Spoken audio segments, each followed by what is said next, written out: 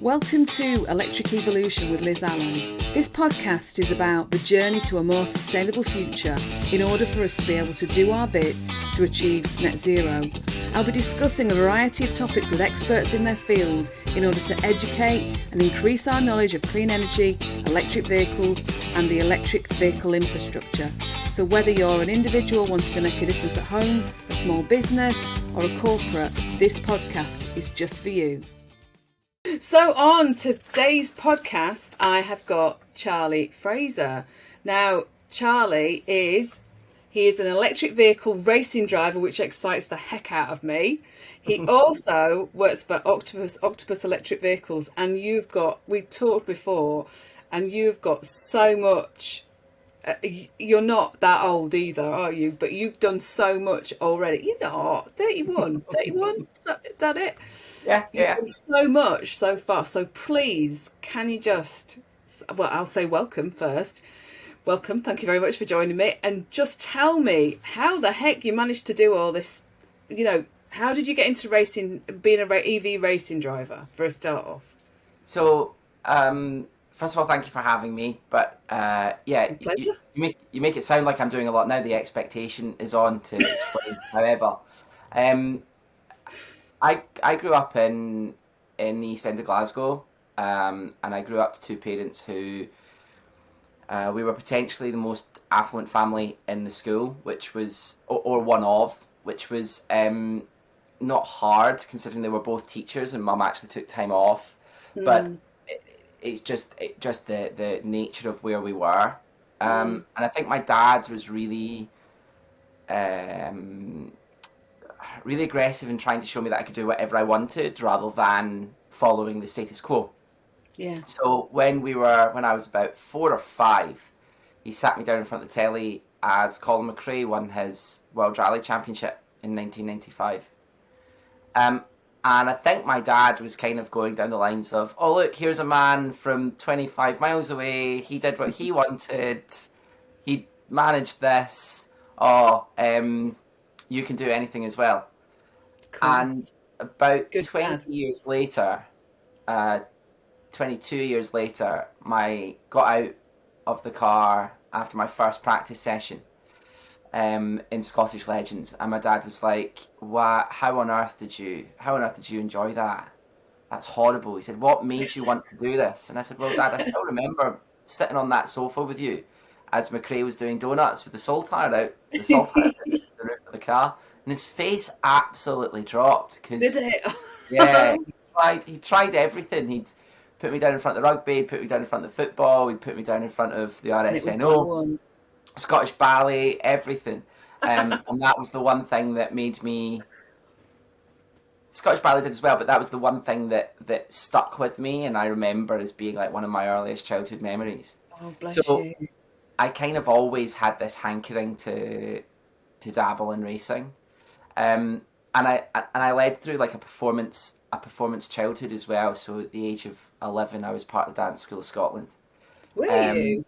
Yeah. When you said about ballet, what? So you've done EV racing and ballet? Yeah, I trained professionally or vocationally until the age of about 15. Did you? 15, 16, yeah. Fantastic.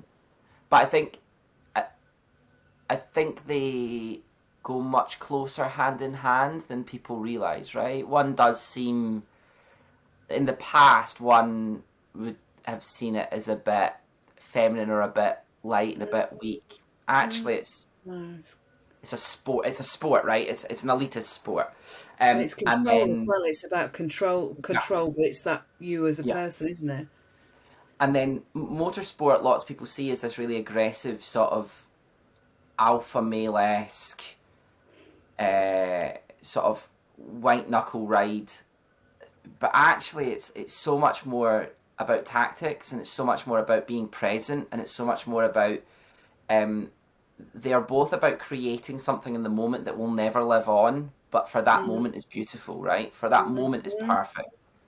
Yeah. So that bug has always sort of stayed with me, and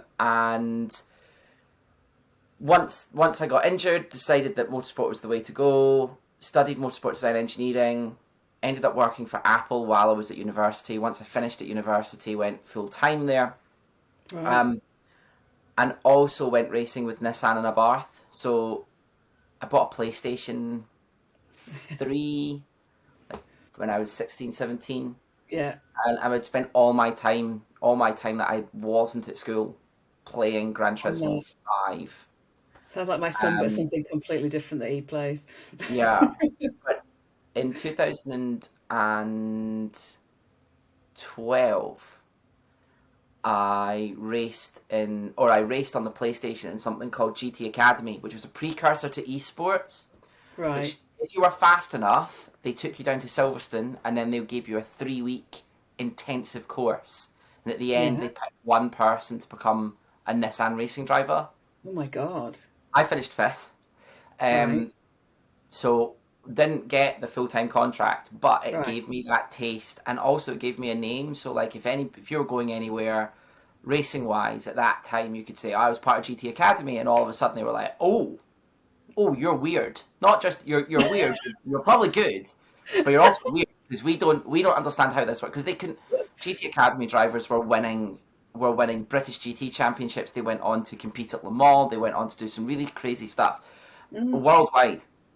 And you could see how the traditional motorsport guys couldn't grasp how this worked, right? Like you mean you're playing the PlayStation, but you can drive a real car. This doesn't really compute. Yeah. And that kind of led me to really sort of think out the box. And in 2013, in fact, at the same Goodwood, 2012, I saw the Renault Twizzy. Right. And when it properly came out, I looked at it and realised that it was cheaper than the bus. So, As you do. if I put like a grand down as deposit, and then it was like £50 a month for the car, and £30 a month, maybe £60 a month, £30 a month for the battery. And I lived in the other side of Glasgow with my mum and dad. And what I'd worked out, and I charged at work on a 3-pin plug.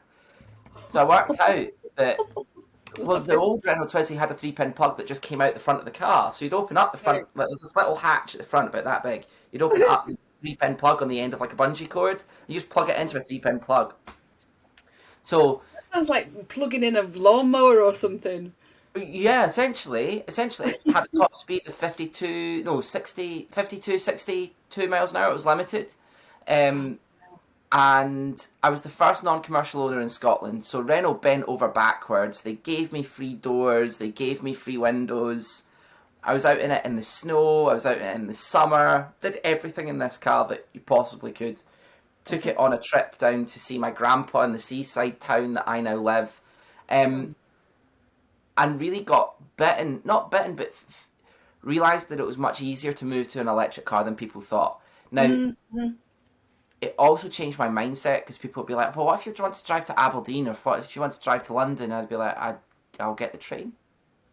And people couldn't quite grasp that I'd bought a car to not drive to London, yet lots of other people had bought cars that they would never drive to London. Like, they could drive to London, but they never would drive to London. Yeah. And then through that, I got involved with the EV Association in Scotland, which is still ongoing and actually really incredible now. And got exposed to a little bit through SSE, Scottish Southern Electric, in Glasgow. They had like an office, they had an electric vehicle charging hub. And I used to regularly do coffee mornings with them, where I would come in and chat about my experiences with an electric car, because that then gave them influence within lobbying and within Parliament or within Scottish Government about, right, what are the plans? Because lots of people who are maybe listening to this or watching this know about Scottish charging infrastructure, but Scottish charging infrastructure is really interesting if you don't know that the government in like 2014, maybe even earlier than that, made the decision to make it a public thing. So the problem being that they realised that if they made it private, all of your charging would be between Glasgow and Edinburgh and a little bit up to Aberdeen. Whereas actually they wanted to try and encourage an electric vehicle adoption much further afield. Of course. So it's a little bit patchy now because they're trying to work out how they take it out of public ownership or a lot of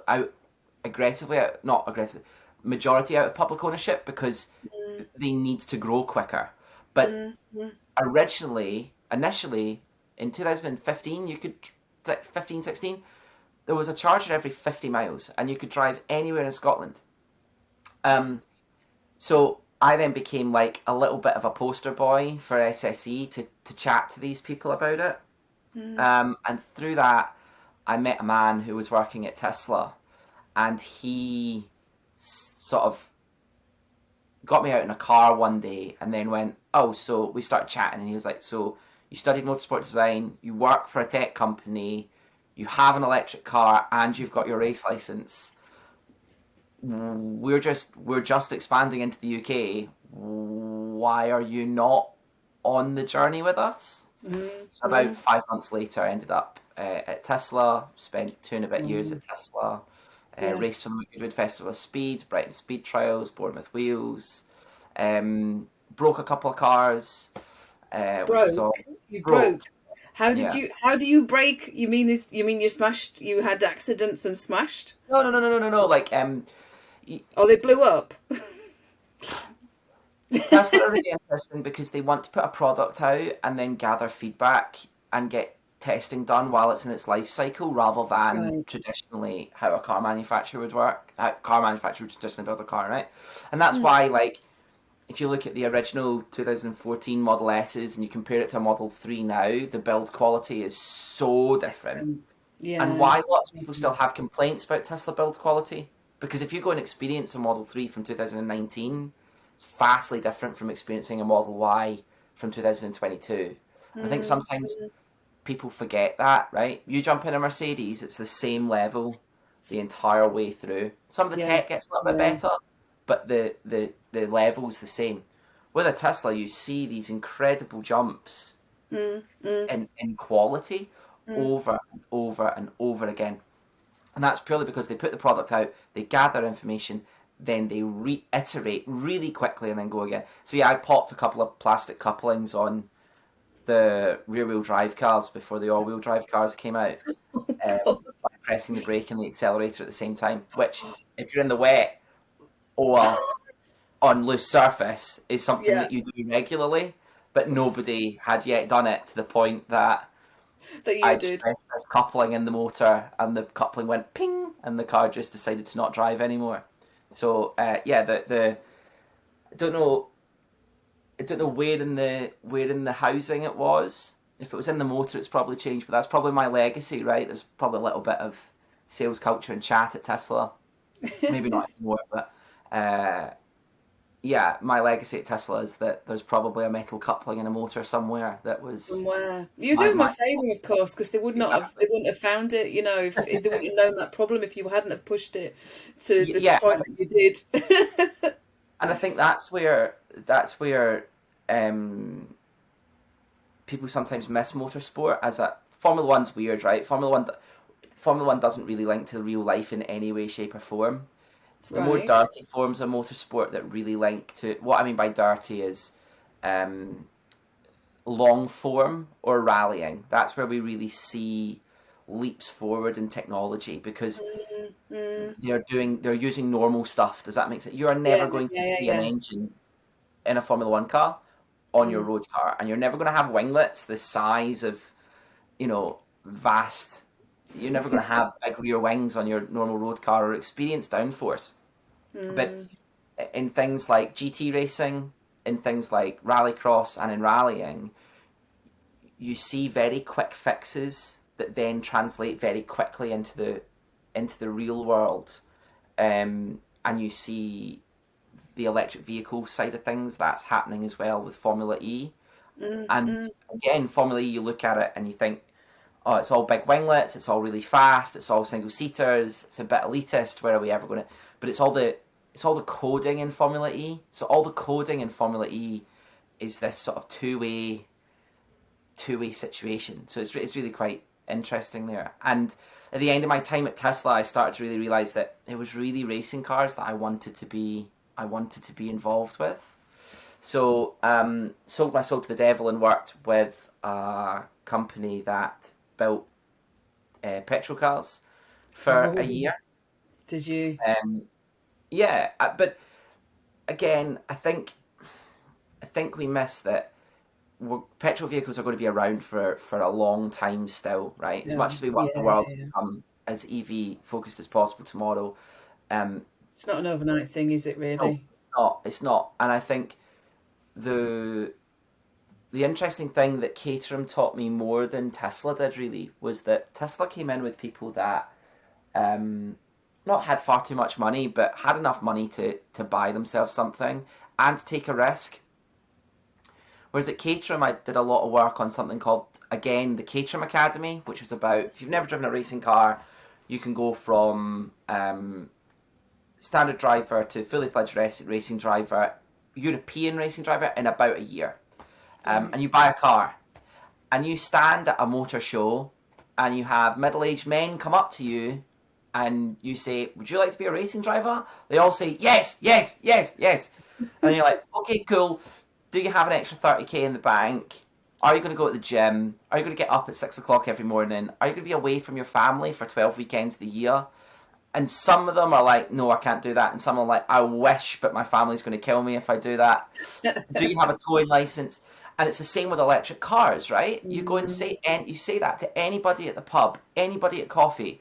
Oh, have you thought about an electric car? Do you want to do the right thing for the environment? And everybody goes, yes, yes, absolutely. And then it's, oh, they cost too much. I'm not going to be able to get to go to work. I'm not going to be able to do what I need to do. What happens if I run out of charge? Yeah. Where are their chargers? It's all those same. It's all that the initial hurdle is. Yeah, we have to. Yeah, we want to do it. All the other hurdles that build it up, right? Yeah, yeah. So over my year there, I really learned a lot very quickly about how those hurdles, to me, in my life, I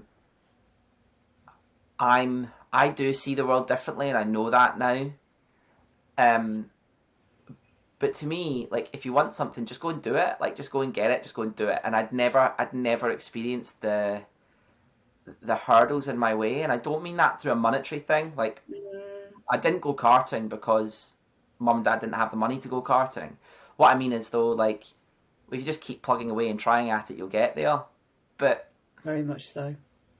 sometimes it doesn't work like that in the real world if you're buying a product, right? If you're buying a product, actually going out and buying a Porsche at a little bit more expensive, but it's got a roof and you can go and do some track days on it, is probably nicer than buying a Caterham and having all of this other stuff that goes along with it. In the same way that we see with petrol cars, right? Why are hybrids now such a big buying point when they were a thing 20 years ago? So hybrids are the same thing, right? I want to do the right thing, but this stops all of those. This stops all of those hurdles. Yeah, yeah.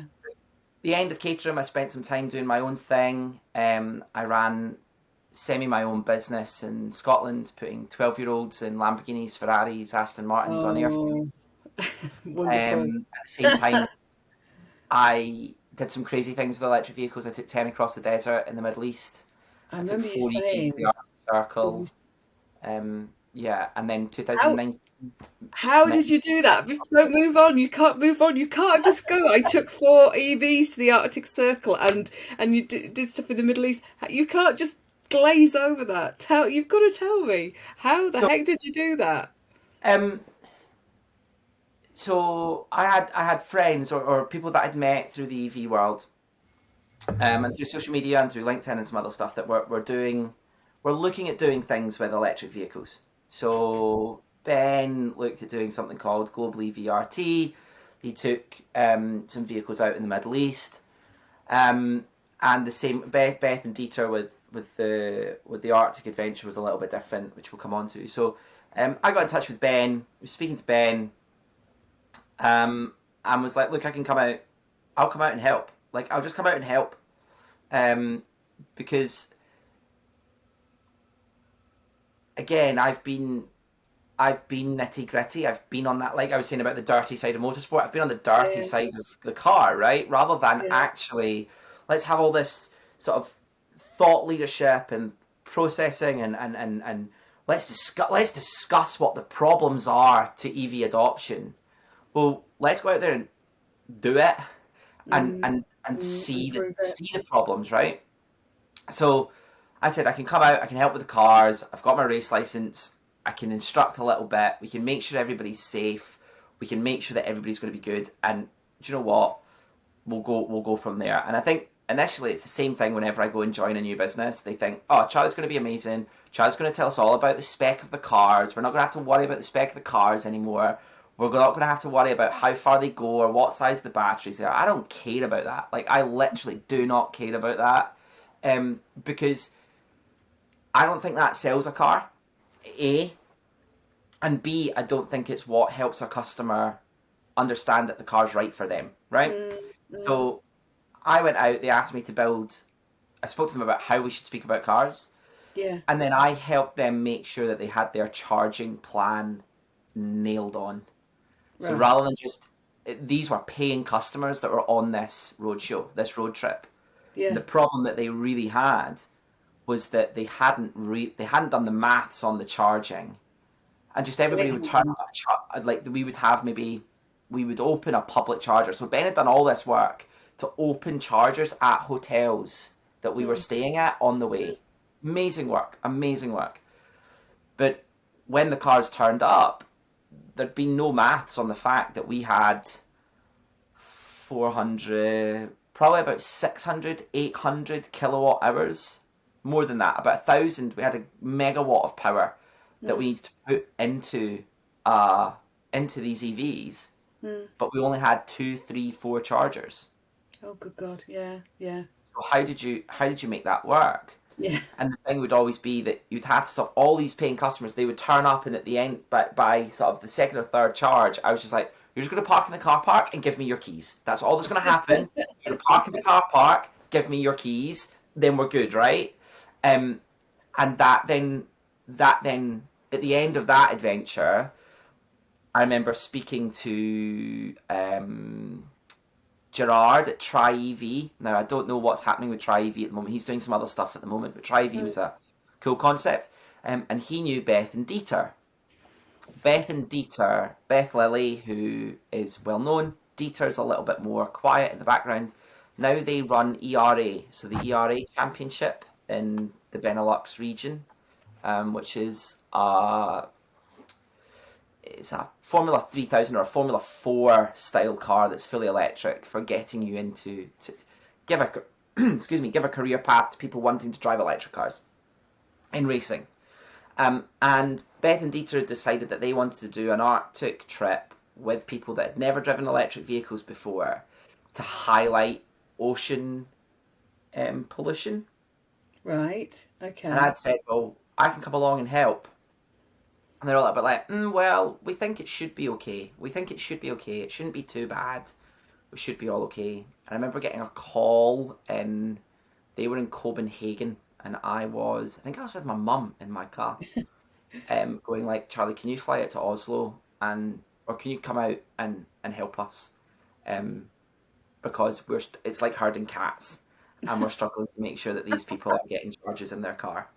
So I turned up a little bit like Jocko Willink, or a little bit like Aldo Kane, or Malcolm Tucker, and read sections of the Riot Act to these people. I told them a charging plan. Well, what I mean by that was like, right, guys, you're going to do what I tell you. Like, rather than, I think the problem was, again, Beth and Dieter had travelled a lot between Belgium and London, and they'd done a lot of driving across Europe with electric vehicles. They thought they realised it was really easy, but they also maybe didn't have a way of getting through to a couple of racing drivers from the Middle East, a diver from Andorra, and a photographer from Argentina, in a way that really was understandable. Yeah.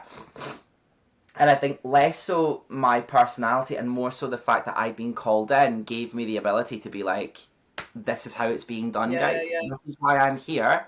This is how it's being done. Yeah.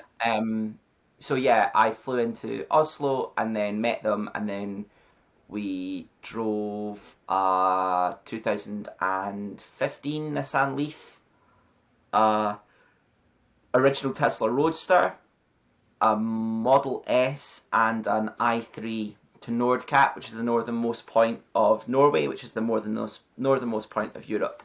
Right. And then back. It was the middle of the summer, so people are always like, you say Arctic Circle, like, oh my god, like the snow, and I was like, How did you 32 do degrees. that? Chains on your tyres and everything. Yeah, it was 32 degrees centigrade. Okay, slightly le- different then.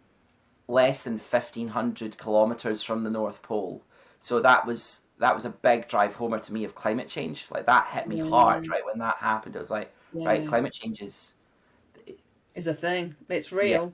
You can't deny it. Yeah. And that was about the same time that we had those droughts in Europe. Do you remember 2018 had those big droughts in Europe? Yeah. And that was kind of a wee bit scary to realise that it was that that aggressive. Yeah. It sounds like an amazing adventure, though. Oh my God, we've not even talked about you working at Octopus Electric Vehicles either, have we? How did that happen then? What do you do for Octopus? Kind of similar things, but you've been doing, kind of what you've been talking about. So I think the big C word, the big bad C word, sort of plonked a big problem in the middle of not problem in the middle of Octopus, but made us really have to rethink about how we communicated with people in the middle of Octopus. So I joined Octopus in 2019, a little bit of a consultant, did some stuff in Manchester, helping TFGM, helping really grow an understanding of electric vehicles. And then 2019 moved to the tail end of 2019, moved to London, beginning of 2020, cool, let's get out with cars, let's get out everybody driving cars, let's go, let's get it all sorted, let's make videos, let's just throw stuff against the wall, see what sticks, and see what we can create. Because I'd taken an EV YouTuber to Frankfurt Auto Show, and that received some really good likes, but also it was fantastic when customers phoned up being like, oh, I don't know how I drive to Newcastle from Manchester. We'd be like, oh, here's a video of somebody driving into Germany, so don't worry about it. And then, of course, as I said, the big C word hit, and all of a sudden, all those in-person, all that test driving stuff really had to roll back really quickly. And we had to really think about how did we communicate. It was good. It allowed us some time to really build and start afresh. And actually, the growth that the company has experienced is post-COVID. Well, not post-COVID, but about a year after the big planning phase. So I ran a lot of customer-facing workshops in that time, and really focused actually a lot of my effort on something called Powerloop, which you may not have heard of. No. Some people have. So Powerloop is, and this is really where I think Octopus is a thought leader in its process. So Powerloop is a vehicle to grid project in the southeast of England. There's 135 cars that sit on the project. And they are in normal people's houses. And they charge on renewable energy overnight, and then through that peak period of like 4 to 7 p.m, where carbon is intense on the grid, the car will provide power back to the home, so that the green energy or the renewable energy that's in the battery is running the house. Right. Yeah. Makes sense. It's an innovation trial, so it's not something that we're asking. We're giving customers credit on it, but we're not letting the customer have full access to it. But I think that's where we get really exciting. That's where Octopus is really exciting. And as much as on one hand we do these really cool, innovative trials, and we probably have some more stuff in the pipeline, and we test sample on a very few number of people. And then at the same time, we go absolutely ham with something like our SALSAC understanding.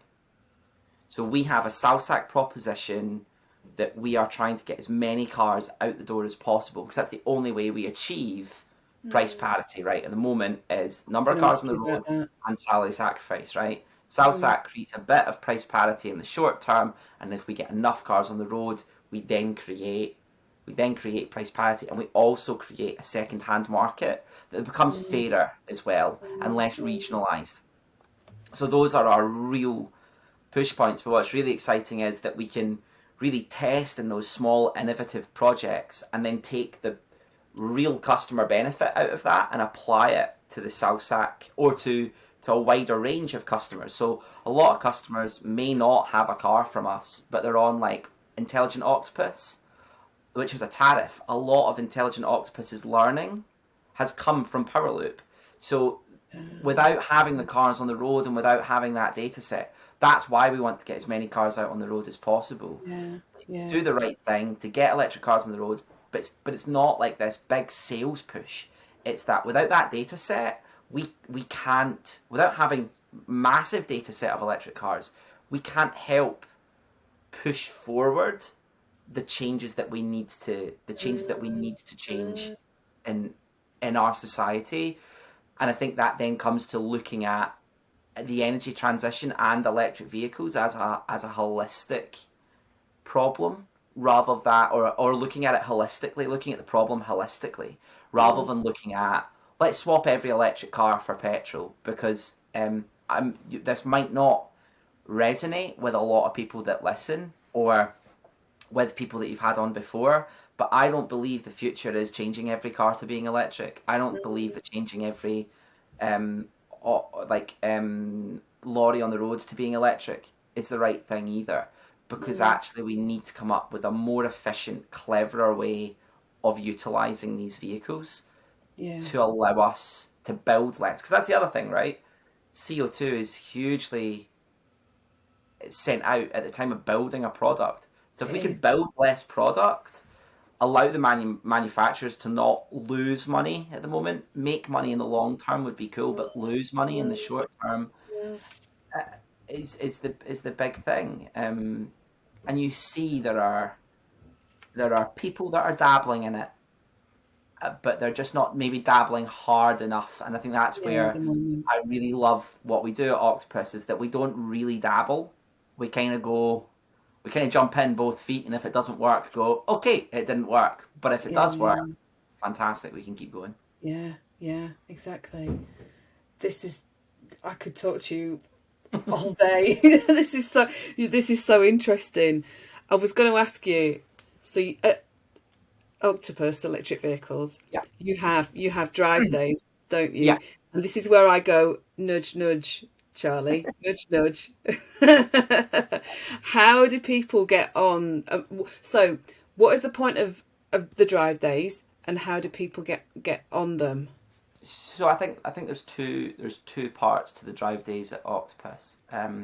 Number one, I think it's about letting people who are ready to buy a car experience a car, and we're a little bit limited in as much as that we can't help everybody drive the car that they want to drive or they want to buy, right? But it's about helping them understand.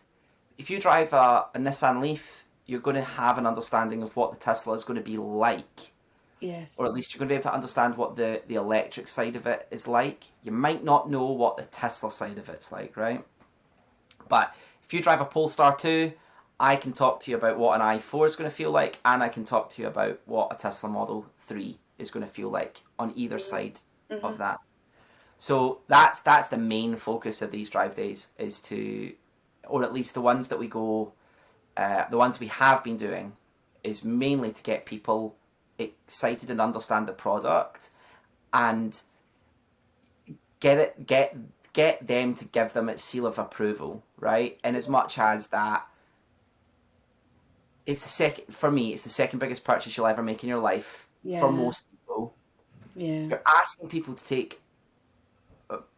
I work for the business, so I don't think you're taking a risk, but I understand that you're asking somebody to say, what you mean that I'm not going to go to Arnold Clark or Peter Vardy or Sitna. I'm not going to go to the people that I know I maybe don't trust, but I know you're asking me to trust this big pink fluffy octopus that we're going to get your car right. And we're going to get, and I think that's the main thing of the drive days actually, is to go, look, no pressure. We're at the point where you're ready to go. Come try it, and then go from there. Okay. Now we also do other drive days where we either have people down to try and win them over, like somebody like yourself, to get them to come down, try a car, and go, oh, I haven't experienced that before, or experience the car and then talk larger about our thought process of where this goes. They happen rarer or less regularly, but they're bigger. So as much as they're not happening every month or so, they're happening to the point that every quarter, every 6 months, we're getting a lot of people through and being able to talk to them about what the next step is in this journey. And I think that's why if people are listening and watching and they jump online and have a look and it's not there, that might be why, is because we're waiting for the next one to come along. I think as time goes on, with where we plan on going, you'll see those open up and become much more public facing. Okay. But at the moment, I think the big thing with SALSAC with salary sacrifice, I don't know if many people know what it is, but it's essentially like cycle to work, but for electric cars, right? Yeah. The thing there is, I think though, is that we need to have the business that you work for signed up to it. Mm-hmm. So as much as I would love everybody to come and drive an electric car tomorrow, we need to, if you're the people that you work for don't have that process signed up with us already, it's a bit of a red herring. It's a bit annoying, right? Because what you do is you come down, drive the car, go, oh my God, this is incredible. This is exactly what I want. It's everything I need. Yeah. And then you go, okay, cool. So go and speak to your HR. They're going to take about 4 weeks to get this all set up and signed up. Then it has to go through legal, and then you have to wait 8 months for your car. Now, we have some other clever stuff to try and mitigate that, and I think you spoke to one of my colleagues about how we mitigate that. But it still isn't the greatest of experiences. So I would say if you are wanting to get in an electric car, try one with the idea of getting a car. Absolutely hound your HR to come and speak to us as much as possible. And then, we'll come and bring some cars out to you and let you try them. Since I own my own business, I am the decision maker. Oh, absolutely. So regularly we hold events for businesses like yourself, at our location in Weybridge. We will be regularly, once Christmas is over, once all sorted, we'll be holding regular test drive events at our Weybridge location, probably Friday, Saturdays. But with my accent, I always feel slightly awkward to be like, yeah, everybody can come down to Weybridge and drive with us. And it's like, well, yes, they can, but I don't want to be saying to people in like Inverness or Aberdeen, do you know what you should do? Do you know what you should do? Actually, all the way down. Yeah, exactly. How many hundreds of miles? Just do it. You can come. You can have a car. All your fuel savings from your year of your electric car are burnt on the journey down and back up. Yeah, exactly. So what is the Octopus Electric Vehicles website? Is it people just need to Google it, and have a look under the? If you put in Octopus Electric Vehicle Drive Days, would that come up on Google then? No. So if you just go to octopusev.com, you can see it all there, and there should be an events tab as well that you can see them there. But yeah, that'll come along. We'll tweet about it. We'll shout about it on LinkedIn when we're doing it. There's some big plans for next year. We're just not at a place where we can probably get everybody excited about what those plans are right now, because it's all secret squirrel stuff going on. Yeah, that's fine. And if people actually want to kind of find you on social media, is LinkedIn the best place for them to find you? Yeah, LinkedIn. I've got a little bit of an Instagram, but don't really use it that much anymore. So yeah, LinkedIn. or my website, which is zcrd.co.uk, which is Zero Carbon Racing Driver. You can jump on there and there's a full list of experience. So if somebody wants to put me in an Extreme E SUV on a Scottish island over the summer next year, somebody wants to give me $250,000 to do that, let's go do that. You'll get 17 million people viewing you on telly and on YouTube, and you'll be taking a punt on a Scottish driver in a Scottish race, which would be quite exciting, I think. But that's just in case one person's watching. Hey, you never know. You just don't know who's watching or listening. But listen, it's been absolutely brilliant talking to you. I've really appreciated your time. Like I said, I could probably talk to you for the rest of the day. But I shall bring you on another time and we can talk about lots of other things. And if I do, I'm going to say when I get my drive day, then we can come back on there and I'll probably be a different person. I won't be any thinner, but I'll be different. Amazing. Liz, thank you so much for having me. Oh, it's been brilliant. Thank you ever so much. And to everybody else, I'm going to say goodbye and I shall see you soon. Bye. You've been watching Electric Evolution with Liz Allan. Don't forget to subscribe and click on the bell icon and you'll receive all of our weekly videos. Thanks for watching. See you soon.